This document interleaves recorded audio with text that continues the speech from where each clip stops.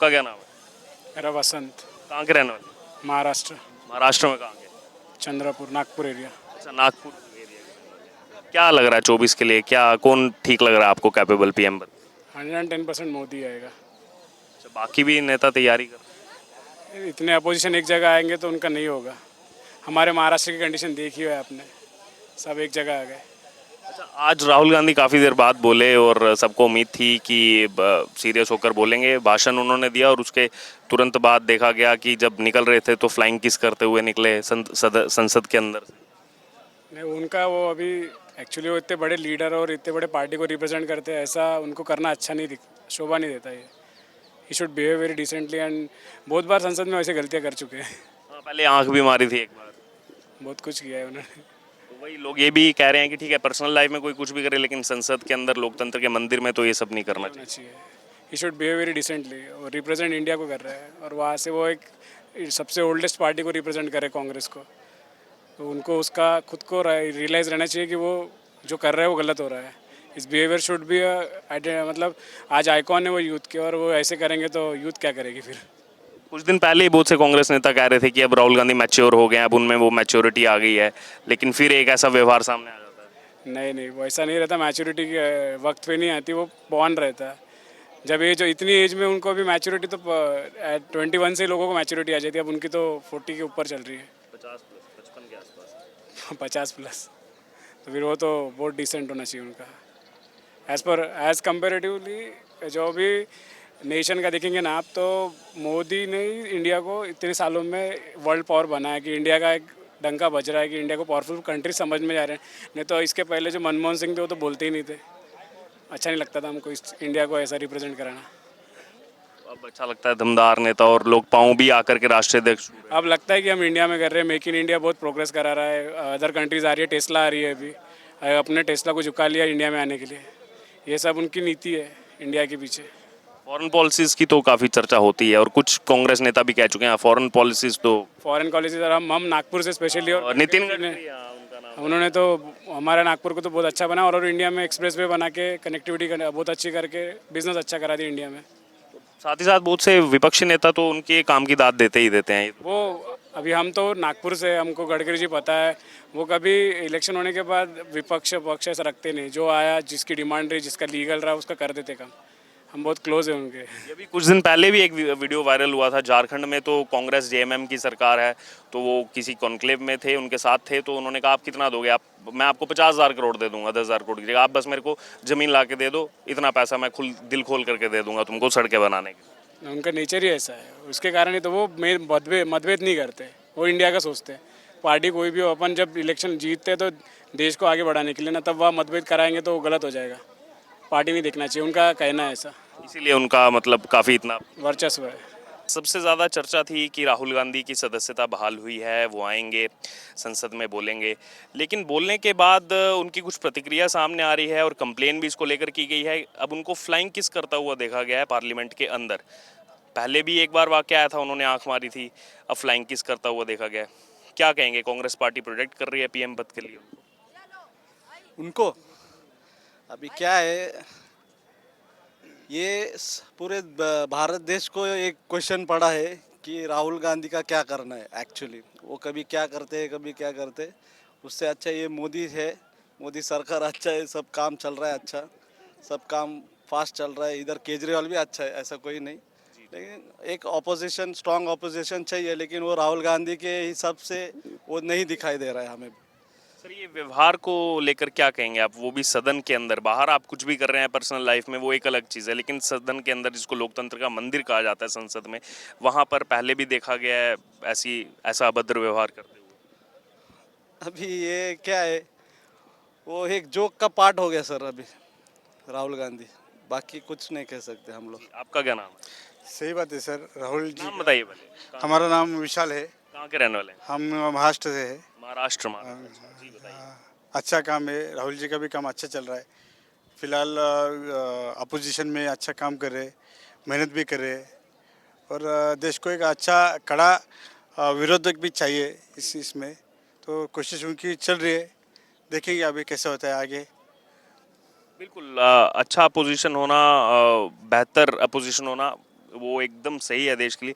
लेकिन सदन के अंदर इस तरीके से जो व्यवहार किया जा रहा है, कहा जा रहा था कि राहुल गांधी काफ़ी मैच्योर हो गए हैं, लेकिन इस तरह की व्यवहार, इस तरह का अभद्र व्यवहार। देखो अभी उन्होंने जस्ट ही भारत जोड़ो यात्रा निकाला, लोगों का भी काफ़ी अच्छा रिस्पॉन्स आया है उसको। तो उनकी कोशिश अब देखें तो कोशिश उनकी आगे आगे बढ़ रही है। तो देखेंगे अभी देश का भी मौसम कैसा है आगे। अभी चुनाव अभी तक तो 24 में है चुनाव। ठीक है, आइए और भी लोग घूमने आए हैं, उनसे भी बात करेंगे आज जो हुआ संसद में। क्या नाम है आपका? जितेंद्र सिंह यादव, कहाँ के रहने वाले? जबलपुर। जबलपुर, मध्य प्रदेश के रहने वाले। हाँ जी। मैं तो मध्य प्रदेश पर सवाल पूछता, लेकिन पहले पूछूंगा आज क्योंकि मानसून सत्र चल रहा है। राहुल गांधी बोले काफ़ी देर तक, ये भी कहा कि पीएम मोदी ने भारत माता की हत्या की है, वहाँ पर मणिपुर की हत्या हुई है, तमाम बातें उन्होंने कही। लेकिन उनके भाषण के बाद देखा गया वो फ्लाइंग किस करते हुए निकल के जब जवाब दे रही थी केंद्रीय मंत्री स्मृति ईरानी। कंप्लेन भी हुई है उसको लेकर। तो कैसे देखते हैं इस व्यवहार को? देखना क्या चाहिए, आजकल की राजनीति इतनी कचरा हो चुकी है कि चाहे कोई भी पक्ष को देख लो, हर आदमी अपनी राजनीति को भुनाने में लगा हुआ है। देश की किसी को चिंता नहीं है, चाहे कांग्रेस हो चाहे बीजेपी हो, सब अपना स्वार्थ साध रहे हैं आज की डेट में। भाई लोग बोलते कांग्रेस ने 70 साल में कुछ नहीं किया, हम बोल रहे हैं कांग्रेस 70 साल नहीं किया जब तो हमने बीजेपी को मौका दिया कि 9 साल में 10 साल में करे। लेकिन बीजेपी भी पूरा ठीक रहा, उनके ऊपर फोड़ती है, ये बोलती है कि नहीं कि कांग्रेस ने ये नहीं किया। भाई हम वो कांग्रेस ने नहीं किया जब तो आप लोग आए हो, हम आपसे उम्मीद करते हैं इस चीज़ की कि आप लोग करोगे जब तो हमने आप लोग को चुना है बीजेपी को।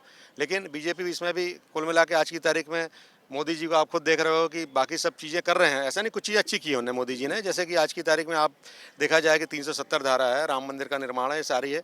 और अगर हिंदुत्व को देखा जाए, हिंदुत्व के लिए तो मोदी जी ने बहुत किया है कि जो जो देश का आदमी हिंदू आदमी था, जहाँ 10 मुसलमानों के बीच में खड़े होने से डरता था, लेकिन आज की डेट में यह है कि योगी और मोदी जी की तरफ से इस मामले में तो कम से कम है कि खुल के अपनी बात कह पाता है, बात रख पाता है।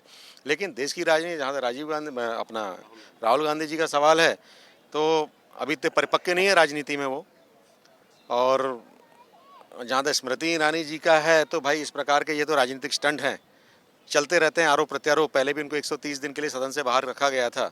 अब उसके आने के बाद हो सकता है इनके बीच में क्या चल रहा है क्या नहीं चल रहा है, ये तो बड़े बड़े नेता हैं, ये लोग आपस में जाने, इसके विषय में अपन ज़्यादा नहीं बोल सकते। अच्छा, मध्य प्रदेश में चुनाव है, कुछ महीने बाकी रह गए हैं, और अब कमलनाथ जी को भी देखा जा रहा है, वो बागेश्वर धाम जी को बुला रहे हैं अपने यहाँ छिंदवाड़ा। पूरी चुनाव की तैयारियां चल रही हैं। आम जनता होने के नाते क्या लग रहा है आपको, क्या होगा?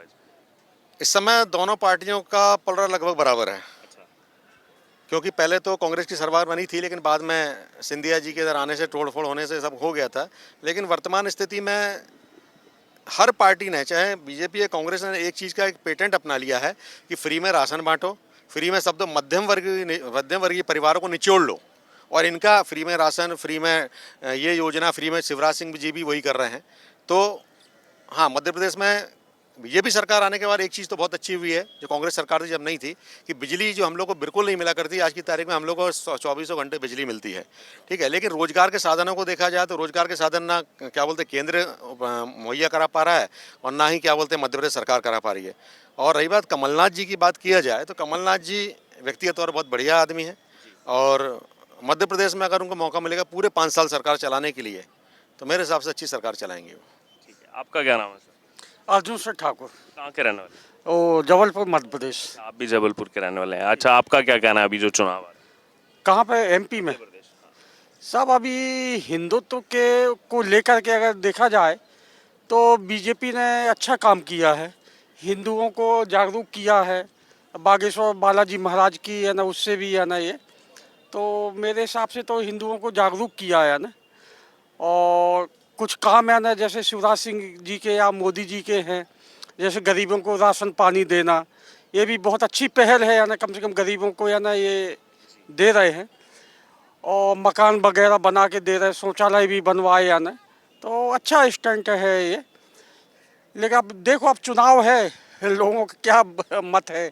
अच्छा, राहुल गांधी आए, लगभग 130 दिन बाहर रहे सदन से, और कांग्रेस के तमाम नेता कह रहे थे अब मैच्योर हो गए हैं, भारत जोड़ो यात्रा के बाद लंबी यात्रा उन्होंने निकाली। और एक 5 साल पहले उनका वीडियो वायरल हुआ था संसद में आंख मारते हुए, आज फ्लाइंग किस करते हुए जो है वीडियो वायरल हुआ। और बाहर आप पर्सनल लाइफ में कुछ भी करें, आपकी निजी जिंदगी, लेकिन सदन जिसको लोकतंत्र का मंदिर कहा जाता है, वहाँ पर ये व्यवहार कैसे देखते हैं? वो ये अच्छा नहीं है साहब। और मेरे हिसाब से तो मोदी जी के सामने राहुल गांधी जी नहीं लग रहे हैं। कम ये सब बाकी राजनीति है, क्या नहीं। ठीक है, वही हम लोगों से उनकी अपनी अपनी राय जो है वो हम जानना चाह रहे हैं। सबका अपना अपना ओपिनियन है, सम्मान है उसका। आपका क्या नाम है? सर मैं विक्रांत यादव। कहाँ के रहने वाले? सर मैं मूल रूप से यूपी बदायूं का रहने वाला हूं, लेकिन मैं भारत सरकार की सेवा में जबलपुर मध्य प्रदेश में कार्यरत हूं। अच्छा, आप सरकारी कर्मचारी। जी। तो कैसा है मध्य प्रदेश? सब मध्य बढ़िया? प्रदेश बाकी तो सब ठीक ठाक है, लेकिन रोजगार के क्षेत्र में काफ़ी पिछड़ा हुआ है। आप मतलब उनके अगर तीन बड़े शहर भोपाल, इंदौर, ग्वालियर और जबलपुर को, चार शहर को अगर छोड़ दें तो बाकी अगर आप ग्रामीण स्तर पर जाएंगे तो उतना विकास नहीं है। लेकिन शिवराज जी ने रोड और लाइट की अच्छी व्यवस्था की है, लेकिन जो रोजगार की सबसे बड़ी मूलभूत आवश्यकता है एक मध्यम वर्गीय, निम्न मध्यम वर्गीय परिवारों की, वो उसको पूर्ति करने में अक्षम रहे हैं। और कमलनाथ जी को मौका दिया था वहाँ की जनता ने, लेकिन फिर क्या है, इन लोगों की तोड़फोड़ वाली राजनीति ने कांग्रेस के हाथ से सत्ता पलटी और सिंधिया जी ने पाला बदलते हुए बीजेपी को फिर से एक बार मौका दिया और वो सत्ता में है। लेकिन अभी इसी चुनाव में 2024 में केंद्रीय लोकसभा का चुनाव है और अभी उससे पहले 5 राज्यों में भी चुनाव होने वाले हैं। तो इस चुनाव में, लोकसभा के चुनाव में खासकर पुरानी पेंशन बहाली एक बहुत बड़ा मुद्दा बनने जा रहा है। और इसी के परिप्रेक्ष्य में कल रामलीला मैदान से संसद मार्च है। बहुत बड़ी संख्या में केंद्रीय और राज्य कर्मचारी उसमें प्रतिभाग करने जा रहे हैं। हम लोग भी जबलपुर से उसी के परिप्रेक्ष्य में पुरानी पेंशन की केंद्र सरकार से मांग के लिए आए हुए हैं। पुरानी पेंशन केंद्रीय कर्मचारियों का हक है, उसे प्रदान किया जाए। आज की डेट में जो नेता एक दिन का भी अगर विधायक या मंत्री या सांसद बनते हैं तो उनको लाइफ टाइम पेंशन की सुविधा उपलब्ध है। लेकिन अगर हमारे केंद्रीय कर्मचारी या राज्य कर्मचारी जो 30 साल 35 साल की सेवा देते हैं, उसके बाद भी उनके बुढ़ापे की लाठी का कोई भरोसा नहीं है। और उन लोगों को एनपीएस में, हमारे साथी लोग जो रिटायर हो रहे हैं, 1000, 1500, 2000 रुपये मात्र पेंशन मिल रही है। जबकि आज की इस महंगाई की दौर में 200 रुपये टमाटर है, 1200 रुपये का सिलेंडर है। 2000 रुपये में 60 साल के बाद आदमी क्या अपना गुजारा कर पाएगा? इसलिए आप लोगों के चैनल के माध्यम से हमारी सरकार से गुजारिश है कि पुरानी पेंशन बहाल किया जाए, जिससे सरकारी कर्मचारी अपना रिटायरमेंट के बाद अपना जीवन अच्छे तरह से व्यतीत करें। धन्यवाद। जी, आप कुछ कहना चाहें सर? जी जी नमस्कार, मैं दिलीप कुमार माझी, जबलपुर मध्य प्रदेश से। आप जो पूछ रहे हैं कि राहुल गांधी परिपक्व हो गए हैं, मैं समझता हूं कि अभी उनमें वो परिपक्वता नहीं आई है, क्योंकि संसद जैसे एक लेजिस्लेटिव असेंबली में इस प्रकार की कार्यवाही, पार्लियामेंट में आँख मारना या फ्लाइंग किस करना, ये शोभा नहीं देता। और जहाँ तक मोदी जी का सवाल है, मोदी जी तो एक ऐसे व्यक्तित्व हैं, ऐसा प्रधानमंत्री मिला है भारत सरकार को कि मेरे ख्याल से 70 साल में ऐसा कोई प्रधानमंत्री नहीं आया है। तो जनता को भी साथ देना चाहिए और विकास का जो मुद्दा है, आप देखिए एमपी में या पूरे देश में सड़कों का जो जाल बिछा हुआ है, गडकरी जी ने बहुत बढ़िया किया है। जो हमारे जबलपुर से नागपुर के लिए या नागपुर से जबलपुर से और भी कहीं दूसरे क्षेत्रों के लिए सड़कों का जो हाल था दिग्विजय सिंह के समय, जो कांग्रेस के मुख्यमंत्री थे, उनके समय का यदि हम समय याद करें तो उनको मिस्टर बंटा ढार कहा जाता था। रोडों का ये हाल था, एक एक हाथ के गड्ढे हुआ करते थे। और जो अभी हम यहाँ से नागपुर के लिए, जबलपुर से नागपुर के लिए या दिल्ली के लिए हम प्रवास करते हैं, तो जो समय लगना चाहिए एग्जैक्टली वो समय अभी इतना कम हो गया, 2 से 3 घंटे का समय। नहीं तो जबलपुर से नागपुर के लिए 10 घंटे लगते थे जाने में, और हिचकोले खाते हुए जाते थे, बसते हुए जाते थे। कई जगह एक्सीडेंट हो जाता था। अभी सरसरा करके बिल्कुल नागपुर पहुंचते हैं 5.5 घंटे में, 5 घंटे में। और शिवराज जी का जो कार्यकाल है, मैं समझता हूं कि जनता अब उनको नहीं चाह रही है, तो ये परिवर्तन होना चाहिए। लाडली बहना योजना उन्होंने ज़रूर लेकर के आए हैं, लेकिन ये सरकारी जो मध्यम वर्गीय है उसके टैक्स से वो बांट रहे हैं। ये सब रियोड़ी बांटने का काम बंद करना चाहिए। हर जगह फ्री बिल्कुल बिल्कुल। तो ये हमारा ही पैसा बांट रहे हैं, वो कोई अपने खाते से या अपने उसमें से नहीं बांट रहे हैं। एग्जैक्टली सबसे ज़्यादा टैक्स मध्य प्रदेश में है। तो मैं समझता हूँ कि नेतृत्व परिवर्तन होना चाहिए, लेकिन केंद्र में मोदी जी ही आना चाहिए। दिलीप कुमार मांझी, जबलपुर से। धन्यवाद। आपका क्या नाम है? महाराष्ट्र से मैं हूँ, सांगली से। रफीक अतर, सांगली से। अच्छा, क्या कहेंगे अभी 24 के लिए, क्या लग रहा है आपको? 24 के लिए परिवर्तन आना चाहिए। क्या अभी आपको लग रहा है हम कांग्रेस को चुनना चाहेंगे? कांग्रेस में कौन आना चाहिए? राहुल गांधी। अच्छा, राहुल गांधी। आज सदन में तो फ्लाइंग किस कर रहे थे वो संसद में? वो दिखाया गया है, दिखाया गया। सही में आपको पता है किसी को किया? हाँ, वीडियो तो है। वीडियो है ना, कोई भी वीडियो बनाया जा सकता है ना, एडिटिंग करके बनाया जा सकता है। मतलब वो वीडियो एडिटिंग है? ऐसा वीडियो लग रहा है float मेरे को लग रहा है, मेरी बात है। प्रमाण आ जाएगा तो वीडियो एडिटिंग है वो। हाँ, लोकसभा के अंदर से, संसद टीवी से वो वीडियो आया। अरे बहुत कुछ वीडियो आए थे, उस पर कुछ नहीं हुआ ना। राहुल गांधी के ऊपर ही आ गया तो हो गया क्या? आ गया था ना। अभी पिछले 15 दिन में किरीट सोमैया जी पर आया था वीडियो, तो क्या हुआ? संसद लोकतंत्र का मंदिर है। वही तो ना, आंख मारते हुए भी आया था, वो भी वीडियो।